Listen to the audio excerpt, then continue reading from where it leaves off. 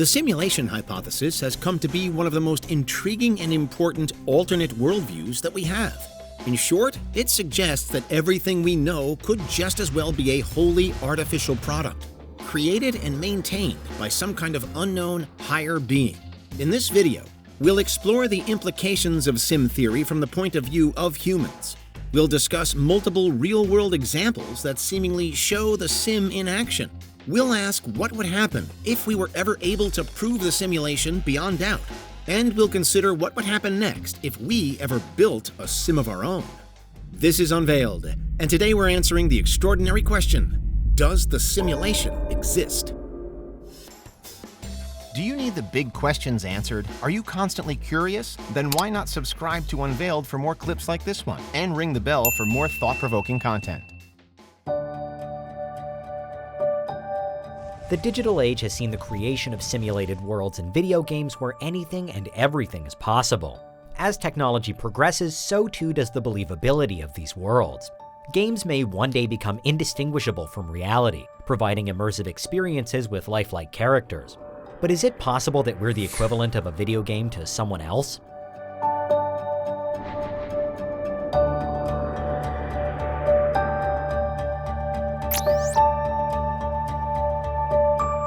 Questions about the nature of reality have been central to philosophy for thousands of years. According to idealism, which rose to prominence in the 19th century, reality is a mental construct, the product of consciousness. In the last century or so, the theory has fallen out of favor, eclipsed by materialism. But the idea that reality might be illusory or even a dream has persisted on the sidelines. Of these theories, the simulation hypothesis might be the most convincing. In fact, many famed thinkers such as Elon Musk and Neil deGrasse Tyson think it's more likely than not. The hypothesis states that our reality is merely a simulation, something like the Matrix where everything is code in some type of computer. Have you ever had a dream, Neo, that you were so sure was real? What if you were unable to wake from that dream? How would you know the difference between the dream world and the real world? Elon Musk is one of the best-known proponents of the hypothesis, giving the odds of us being in base reality at 1 in billions. But he's not the only one who gives the idea serious thought. The hypothesis was first formulated by Nick Bostrom in a 2003 paper entitled, "Are We Living in a Computer Simulation?" Since then, the idea has gained traction with a wide audience. NASA scientist Rich Terrell has argued that there's no reason that we can't eventually program consciousness into a computer, and that it's extraordinarily unlikely we're not in a simulation. He considers it a more reasonable hypothesis than believing that self-aware beings such as ourselves rose from nothing more than a primordial goo. It's a hypothesis that isn't easily knocked down. If advanced civilizations are able and willing to run such simulations and run huge numbers of them, the result would be more simulated minds than real minds. In other words, most minds would belong to one of the simulated realities, rather than the single base reality. Of course, this assumes that the reality we live in can be simulated. But that at least seems possible. Matter, for example, is finite and can be broken down into discrete units, with subatomic particles analogous to pixels in a video game. It might even soon be possible to code minds. In 2015, an international team of researchers was able to digitally recreate part of a rat's brain. If it's possible to upload entire brains, a concept called mind uploading, then how do we know that they haven't been already? And that our own brains aren't really uploads living in a simulated reality? There's some physical evidence in favor of the hypothesis too. For one, at the quantum level, phenomena exist in a superposition of different states until measured, what's known as the observer effect. It's been argued that this could be a way to save memory or processing power, rendering reality only when it's observed. Looking good. Slow down, my man! Our DNA too is eerily similar to computer code. In fact, in 2017, a team of researchers at the University of Washington embedded actual computer code in a physical strand of DNA, highlighting just how similar the two may be. In addition, theoretical physicist James Gates claims to have identified computer code in a form of string theory, the closest theory to everything that we currently have. For some, the simulation hypothesis is also a more satisfactory explanation for so-called supernatural activity, as it can be put down to glitches in the program. Ghosts, for example, could be representations of past lives that accidentally become visible. If we are living in a simulation, can we ever escape?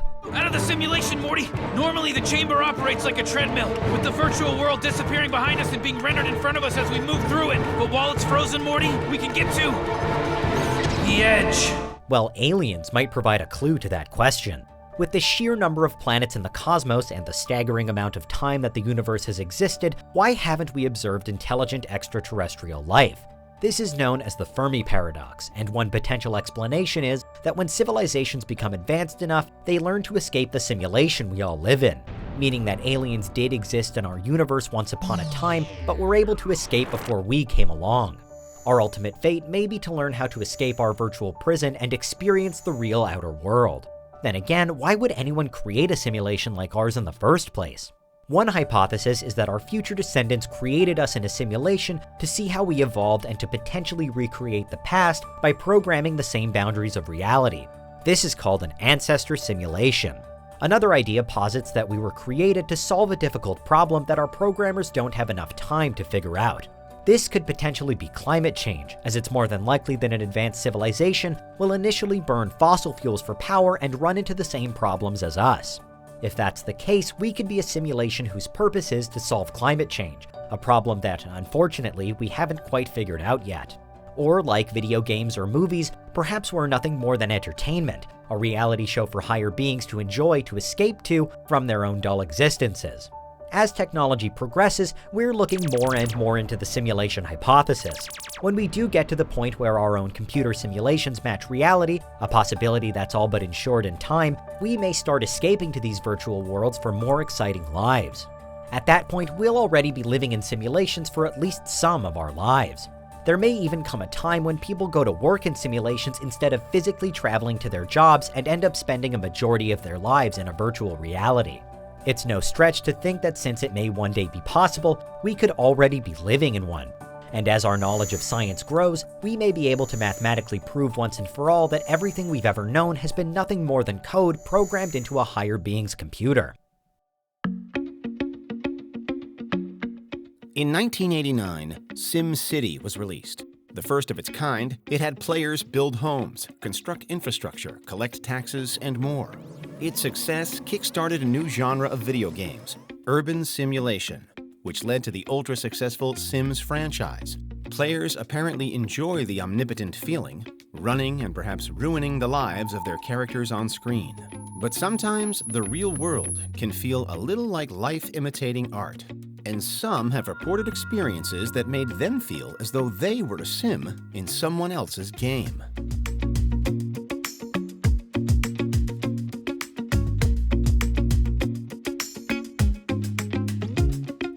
Broadly, simulation theory is the idea that our entire world, everything we know, have known, and will ever know, is merely a simulation being run on a highly advanced supercomputer on another higher plane somewhere. It's a somewhat divisive concept. Well-known scientists such as Neil deGrasse Tyson and Nick Bostrom have argued in favor of the theory before, particularly Bostrom, although others remain skeptical. One of the problems with simulation theory is the same as that which dogs many a theoretical suggestion. It's extremely hard to either prove or disprove. It's not something that anyone can easily find evidence for or against. But nevertheless, with the rise of technology in recent decades, sim theory is becoming more and more popular in the modern world. With video games and CGI technology growing more lifelike by the year, it's no longer hard to imagine a future when even the simulations that we build will be almost indistinguishable from real life. With breakthroughs in quantum computing seemingly just around the corner too, we'll soon have more data than ever at our fingertips, enabling, among other things, ever more detailed artificial environments. Indeed, it seems the only thing standing between us and creating a truly lifelike simulation for ourselves is our current level of advancement right now. But according to various models, if there is other alien life out there, then the chances are that at least some of it is already more advanced than we are. So what if there were or are aliens who already have the required technology? It would mean that there's a chance, perhaps a strong chance, that they'd have by now built the kind of simulation we're imagining.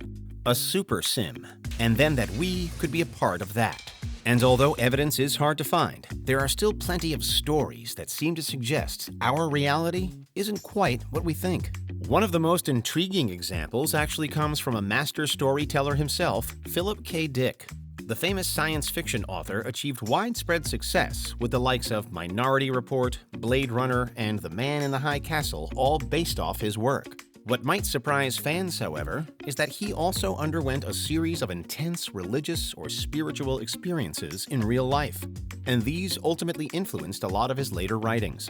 In 1974, Philip K. Dick underwent dental surgery, and it was reportedly shortly afterwards that his reality began to crumble. According to his own accounts, he first saw a pink light that revealed universal truths to him. From that light, he apparently gained a much deeper understanding of philosophy and of the wider world. Next, and again shortly after the surgery, he started to see visions, hallucinations, or what some might call glitches in the matrix. The past began to seep into the writer's present, so much so that he allegedly witnessed the modern world merge with ancient Rome. Ordinary citizens around him morphed into Roman guards, and Philip K. Dick himself began to live a second life as a Christian of the time named Thomas. Later referring to that first pink light, he further described it as experiencing, quote, an invasion of the mind by a transcendentally rational mind, end quote. Perhaps the most rational explanation is that what he experienced was some kind of psychotic break, but there are some alternate theories. For one, could that rational mind he spoke of have been a link to a higher power? A power like the creator of our simulation, perhaps, granting one of our most creative thinkers a peek behind the curtain. Next, we encounter another aspect of life in general that some argue may point to it all being a made-up sim: luck. Luck is a strange concept overall, difficult to explain and certainly difficult to master. Some of us are luckier than others, of course, but one man's luck played out to such extremes that his story has become linked with possible proof of some other higher force. Frano Selleck is known both as the luckiest and unluckiest man in history, depending on how you look at it. He was a music teacher leading an ordinary life until a train crash in 1962 that almost resulted in his death, but he was pulled to safety while others died. Then, a year later, a plane he was in began to plummet to the ground as an emergency door burst open. Selleck was actually dragged out of the plane during the fall. The eventual crash killed 19 people, but Selleck survived as a result of falling through the open door and apparently landing in a nearby haystack. So that's 2 near-fatal disasters in just a few months. But Selleck's bizarre luck and life story wasn't done there. He went on to defy death a number of other times. He escaped a sinking bus, was hit by another bus, his car exploded while he was driving it, and he was flung out of another car when it crashed into a ravine, leaving Selleck to beat the odds once again by clinging on to a tree for dear life. Having come through all of that, however, Selleck went on to win the equivalent of more than $1 million on the lottery. Death couldn't beat him, and fortune eventually fell into his lap. For some, his story is akin to that of a video game character. So unlikely that surely it can't have been by pure chance. Surely there has to have been someone pulling the strings for Selleck somewhere. What do you think? Maybe we need more than just individual case studies to truly question reality, though. And actually, there are examples of shared experiences involving large numbers of people that seemingly defy explanation. First, throughout history, multiple sailors and pirates have written accounts of seeing mystical structures in the sky, like castles, while they've been out at sea. This may well be alternatively explained as ocean mirages appearing before tired crews, a phenomenon sometimes called a fata morgana. But these apparent visions are also said to have led people to their deaths before. Sailors have followed what they've seen because it just doesn't make sense to them, and ultimately they've paid a heavy price. Indeed, such sightings are likely the inspiration behind the story of the legendary ghost ship, the Flying Dutchman. But it's not as though bizarre things in the sky are only seen over the sea. Similar seeming impossibilities have appeared over land too, and even over densely populated cities. In 2015, citizens in China looked up to see what appeared to be an entire cityscape present itself amongst the clouds, each dark shadow doubling as a detailed outline of a different tower or building. Again, such was the strangeness of the sight that it caused many to think that this was a glitch in reality or the simulation, just as when something in a video game loads in the wrong spot or clips through part of the environment. Various more scientific explanations have been put forward for the Sky City in China and the phantom palaces witnessed by seafarers, but not everyone is satisfied. Some claim that in attempting to explain them away, we're actually refusing to see what's really there, an apparently open window into the background mechanics of the sim that we're all stuck in. But again, what's your verdict? Perhaps you've also had a feeling before that something just isn't quite right? If you'd like to, then let us know about it in the comments. From Philip K. Dick's possible bridge to the other side, to Frano Selic's hugely improbable run of luck, to the incredible mass sightings of apparently floating worlds. Do we already have all the evidence we need that our world isn't what we think it is? The suggestion that all of our experiences are actually being programmed by some sort of supercomputer in the sky is still a reasonably new one. The true nature of reality has long been a philosophical talking point, but perhaps now it's time for science to take a more practical approach. Already, some claim that the odds of us really living in a sim are as high as 50%. It's becoming easier to imagine that we're really characters in a video game or virtual world, living out our lives for someone else's entertainment. If this hypothesis were true, we might one day be able to scientifically prove it.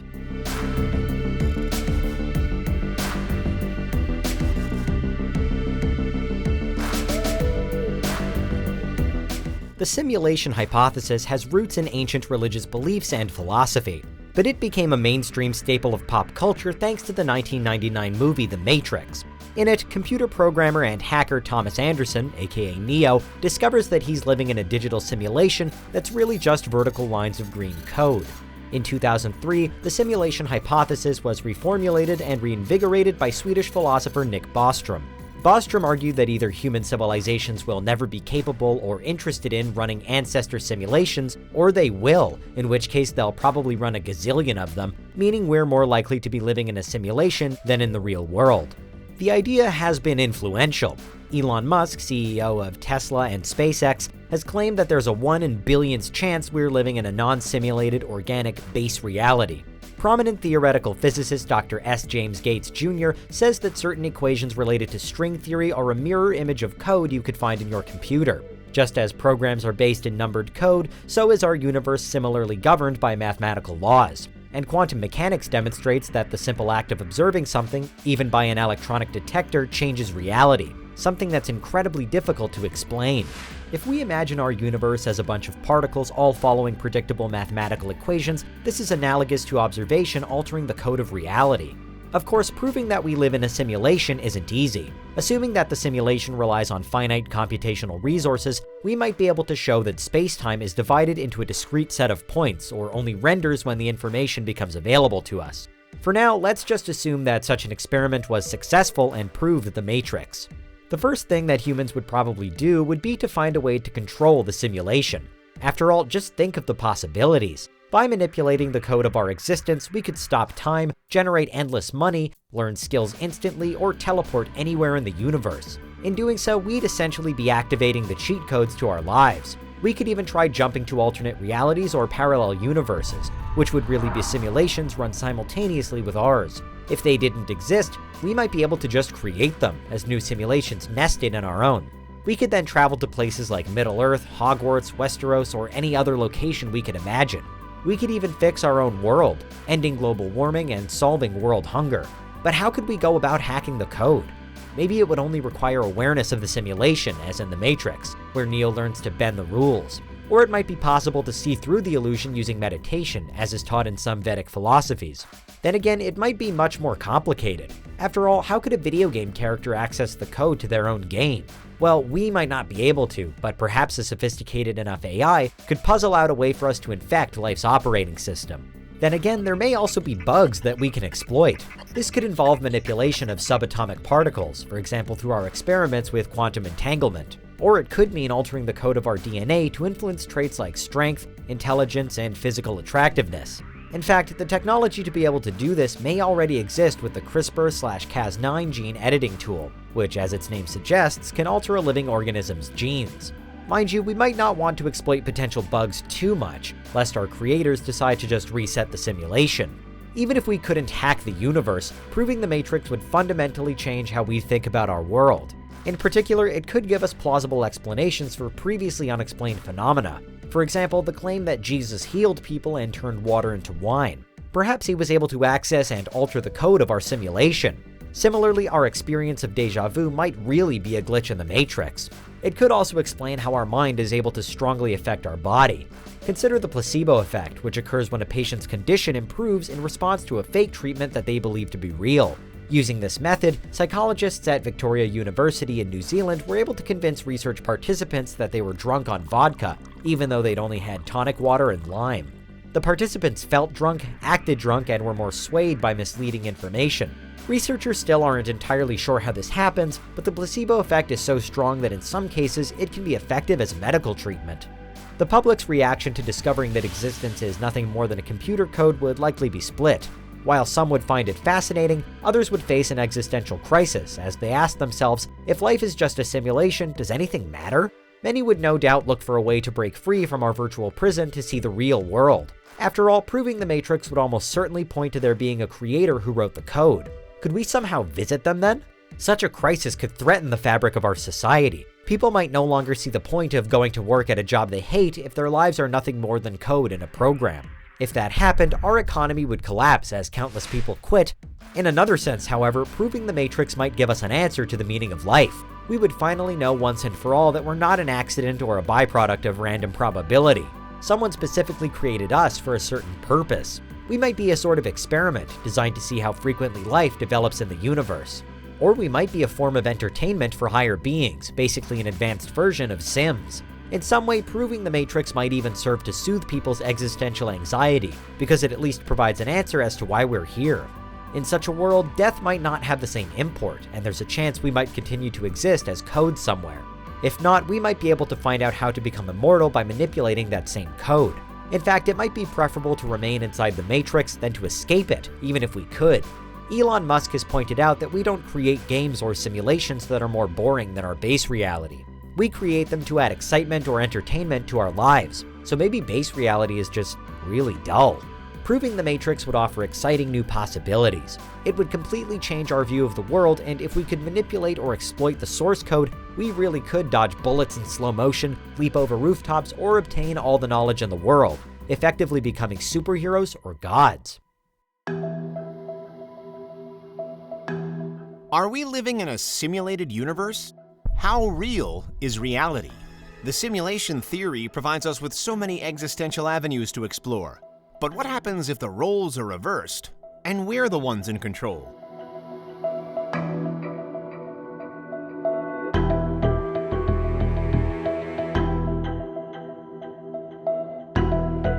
Humanity has long wrestled with the notion that life, the universe, and everything might actually be a whole heap of nothing.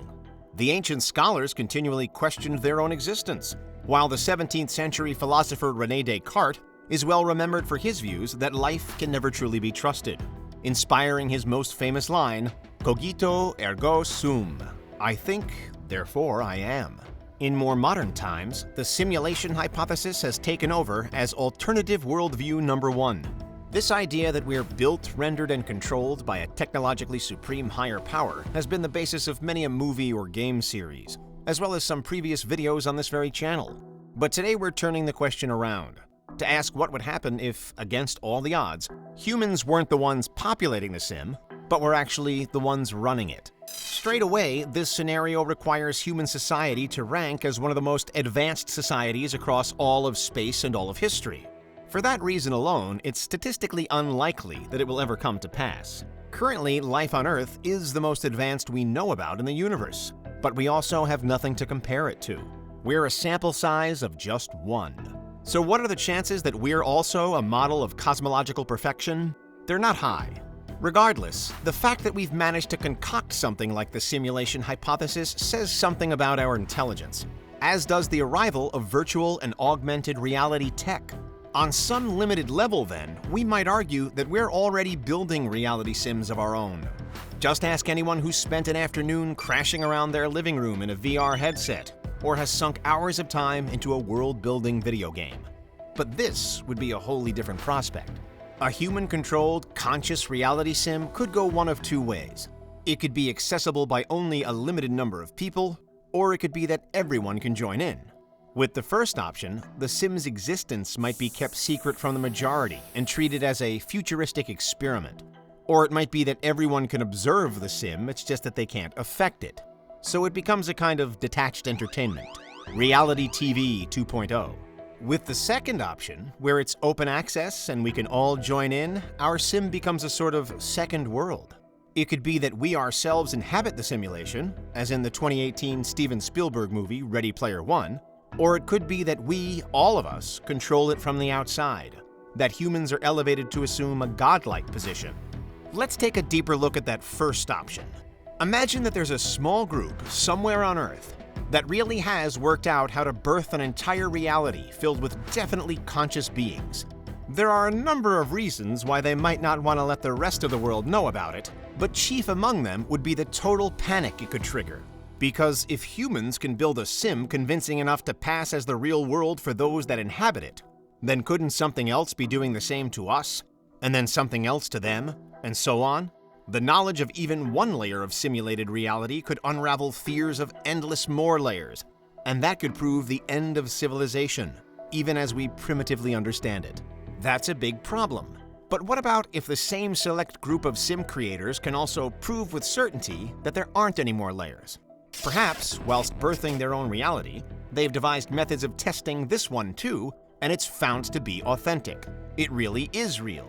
At that point, they might safely reveal their creation to the rest of humankind, and thereby change the world forever. Everyone on the planet would now be faced with the knowledge that everyone in the sim was none the wiser to their true nature. Some would undoubtedly pray for them, but the guiding hand of their God would be totally known to us. The simulated beings might show faith in an unseen divine figure, much as many humans do, but we, on our now heightened level of reality, would know that their faith was actually being placed in just mortal flesh and bone. As a result, those in command of the sim could well develop a massive god complex. Only now it wouldn't be a delusion. They really would be in control of everything. For as long as the sim remained under the power of only a selected few, however, it's not as though those few could never be challenged by everyone else on Earth watching on. After all, we would know what their simulations would not, that they weren't really gods, and were still just normal, if incredibly intelligent, people. Soon the sim controllers could face resistance. There'd be campaigns for sim rights, for example, with calls for control of the sims to stop. And the life and fate of the simulated beings would be continually discussed by ethics boards. These issues don't disappear, however, if we imagine our second option for a human-led sim, that it's accessible and controllable by everyone. In many ways, the problems actually increase. Now we have the potential for all humans to rule and manipulate a different world, to the benefit or detriment of not just the sims, but also themselves. Would the simulated beings be treated fairly or cruelly? Would we recognize ourselves in them, or treat them as lesser than or other? Might the simulated world become just a testing ground for real-world ideas? Or could we turn it into a utopia, and in fact prefer to spend our time there than in our actual reality? And could that mean that the real world falls to ruin? With so much that could go wrong, there'd no doubt be some attempt made to police the sim, to monitor who accesses it and when, and to track the changes they make while they're tapped in. But how would we go about deciding the laws of this land? And given that the inhabitants of the sim would all in their own minds be conscious, would these even be decisions that we'd have the right to make? Perhaps there'd be certain grades of access available, ranging from tourist to full-on world builder. But again, how to decide who sits at the top and at the bottom of that hierarchy? If nothing else, in this strange multi-dimensional alternate version of reality, there would be one rule that no one could break. Under no circumstances must the truth be revealed. For the sim inhabitants, such a revelation could destroy their existence. For the human controllers watching on, it might only play out like a glitch across the system before it shuts down and we all carry on with our lives. But for those inside the world that we built, it's the apocalypse. It's the end of days. and it would be all our fault. Could you do it? Could you be the one to unveil the truth and set in motion the sim-shattering consequences? Thankfully for now, there are no signs that humanity has or ever will have this kind of higher cross-dimensional power. If we did, we can all hope that we'd use it wisely, fairly, and for the benefit of both this world and the created one. But a God complex come true wouldn't necessarily be for the better. So what's your verdict? Is the simulation real? Are we currently living within it? Or are we on the cusp of creating it for ourselves? Are we at the top of this particular alternate reality? Or merely one of potentially many simulated realms run by others?